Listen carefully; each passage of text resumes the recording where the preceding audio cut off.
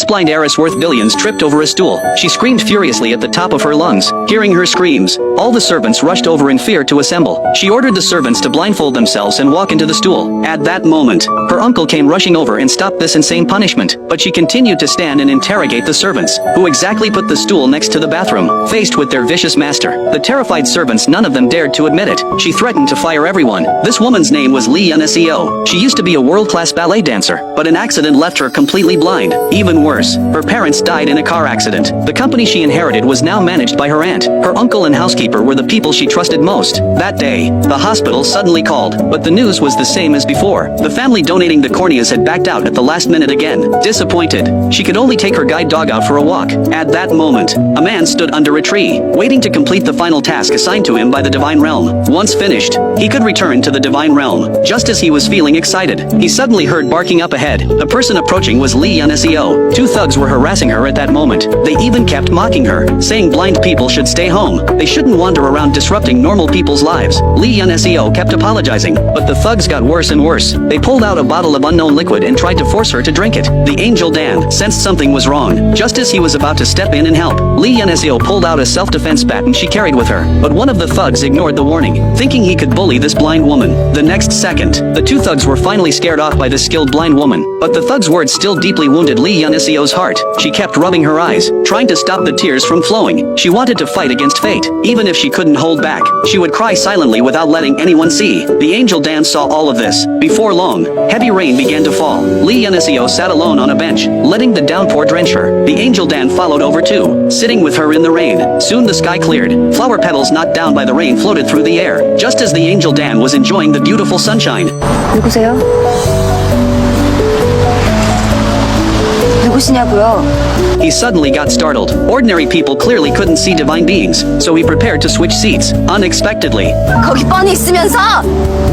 Woman recalled her painful experiences. She complained that fate had been too unfair to her. The angel beside her saw the memories playing through her mind. The angel felt deeply sympathetic toward her. He stepped forward and brought his face close to Yun-seo's. He gave her an angel's kiss, hoping Yun-seo would find the strength to carry on. But unexpectedly, when he sat down on the bench with Yun-seo, an ordinary human, could actually sense his presence. This suddenly startled him, so the angel Dan switched to a different seat. Yun-seo ignored him. She simply stood up. The angel Dan assumed Yun-seo couldn't hear him, but then Yun-seo asked what he was saying. This scared the angel Dan so badly he started stuttering. An ordinary human could actually hear him speak. Yun-seo was irritated. She told him to get lost. The angel Dan was offended. He immediately started arguing with Yun-seo. This bench was created by God. Everyone had the right to sit here. The moment Yun-seo heard the word God, she began bad-mouthing God, because she'd prayed to God countless times, yet still ended up with her current tragic fate. 비극을 맞이한 인간이 다 그대처럼 삐뚤어지진 않아. 다 그대처럼 다리에서 뛰어내리지도 않고. Because of those words, Yun-seo assumed he was another bad person coming to mock her. She grabbed hold of the angel Dan, demanding to know who sent him. Just then, her housekeeper rushed over. The angel Dan seized the opportunity to escape. The housekeeper watched Yun-seo shouting at thin air, worried sick, thinking she'd had a mental breakdown. Yun-seo searched everywhere for the man from earlier. Suddenly she felt a scarf on the ground. This scarf, embroidered with feathers, was the one the angel Dan had accidentally dropped, but he didn't know it yet. Without this scarf, the angel Dan couldn't return to heaven. That evening, to verify whether others could see him, the angel Dan stuck out his hand to flag down a car. The car drove right past him. Sure enough, ordinary people couldn't see him, but why could that woman sense him? He found this very strange. Just then, a car up ahead, because a street light was broken, ran over and killed a cat. The angel Dan approached the kitten's body. He decided to bring it back to heaven. After returning to heaven, although the archangel loved cats, he still warned the angel Dan. Under no circumstances could he interfere with human life and death. Otherwise, you'll be like the candle before you, and vanish on the spot. The archangel continued to remind him, you have 24 hours left before you can return to heaven. Don't let anything go wrong. At that moment, the angel Dan suddenly realized his only pass back to heaven was missing. Only then did he remember. It must have been when that woman grabbed him earlier. The scarf had fallen off. He quickly promised the archangel he would definitely return before the clock struck 12. He rushed to the area near the bench to search, but couldn't find it anywhere. He figured that woman must have picked it up. Then he secretly went to Yun-seo's house. Sure enough, he found his scarf on Yun-seo's bed, but the scarf was pinned beneath Yun-seo's body. Just as he was about to pull the scarf out,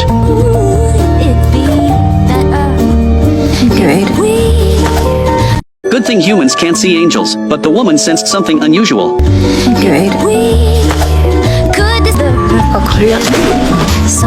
Though he failed, he wasn't about to give up. He kept moving forward, trying to snatch the scarf from her. Watching the woman gradually approach him, he panicked and backed into a corner, not daring to even breathe. Fortunately, the woman was only blowing out a candle. She clutched the scarf and went back to sleep. Now this was a problem. Unable to forcibly take back his scarf, he had no choice but to head up to the roof to sulk. The next day, the woman, Yun Seo, got all dressed up and prepared to go out. Her housekeepers lined up waiting. Her purpose for going out today was to confront someone. Ever since she lost her sight, her aunt had taken over the company she'd inherited from her parents. But her aunt, driven by greed, wanted to seize the company for herself. She even moved up the company anniversary to today, the anniversary of Yun Seo's parents' death. The angel Dan wasn't sitting idle either. In order to get his scarf back, he searched Yun Seo's car while muttering to himself. This time, Yun Seo not only didn't hear him, she even put in earphones. This left the angel Dan sighing that there was nothing he could do. Before long, Yun Seo arrived at the company. Her aunt and uncle pretended to warmly greet her. They even went in for a warm hug, which Yun Seo shoved away. Seeing she'd overplayed her hand, the aunt immediately dropped the act. Yun Seo remained unmoved, because today, she was going to put her aunt in her place.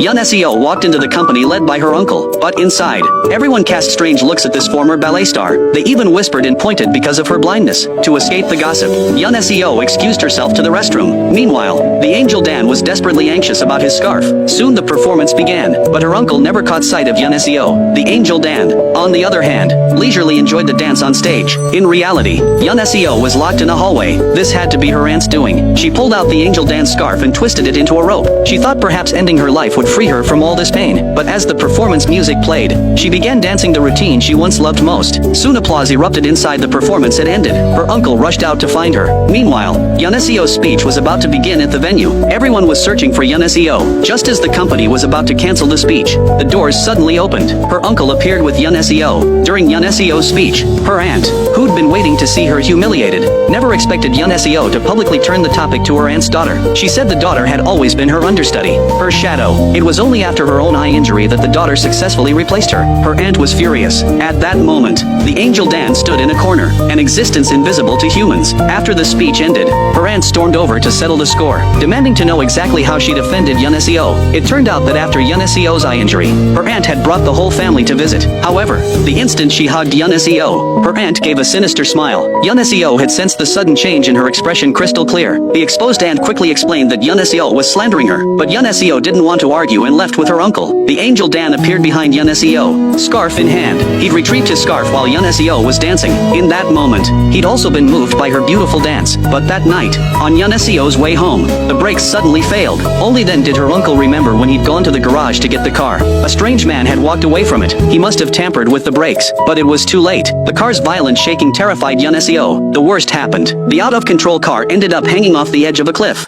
This girl burst out laughing at her uncle's funeral. Everyone around her thought she'd lost her mind, but what they didn't know was that her uncle had donated his corneas to her, and they couldn't see the tears streaming down her face. Yun Seo walked out of the hospital, her body weak and frail. She took a cab back home, looking at the empty room. She'd never see her uncle again. She turned on the TV, playing old videos from her childhood. In the footage, her dad told her, if anything ever happened to him and mom, her uncle would be her father. Little Yun Seo happily threw her arms around her uncle. Yun Seo paused on that frame. She remembered all those hurtful things she'd said to her uncle before the accident. She couldn't hold back the tears anymore. Her parents and uncle were all gone. She was all alone now, facing this world by herself. Meanwhile, Angel Dan saw Yun Seo's cold smile at the funeral. He rushed to find the Archangel to switch assignments, but the Archangel never showed up. He waited outside the church all night long, and ended up encountering a thief instead. The thief rummaged through his pockets. Luckily, a security guard appeared, and scared the thief away. The guard touched Angel Dan's face. He woke up and looked at the guard. Turns out the guard was the Archangel in disguise. He quickly filled the Archangel in on what happened with Yun Seo yesterday. How was it even possible to make a cold-hearted woman like that find love within 100 days? But the Archangel asked him,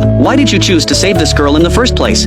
Angel Dan had no answer. You brought this on yourself. The Archangel snapped his fingers. Angel Dan turned around in confusion, only to find the Archangel had already vanished. Yun Seo was so heartbroken over her uncle's death, she could barely walk now. Her household began recruiting a personal caregiver to look after her. Angel Dan's mission officially began. He followed the address to Yun Seo's house for the interview, only to discover that tons of people had already failed. Some breathed too loudly, some were too timid. Bald guys didn't make the cut either. 20 people fired in just 2 hours. Young SEO was about to give up when Angel Dan came bursting in frantically, immediately catching both their attention. Angel Dan said he was here to interview for the caregiver position. The butler found Angel Dan's resume. Young SEO noticed the scarf on Angel Dan's chest. It felt strangely familiar somehow. The interview began. Angel Dan had barely said 2 sentences when Young SEO impatiently told him to get out, but Angel Dan didn't want to give up. He started playing the sympathy card, but Young SEO couldn't care less. Angel Dan was out of options. This woman was impossible to please. He started complaining about Young SEO. Suddenly, Young SEO's voice came from behind him. He froze in shock. Young SEO looked at him like he was an idiot.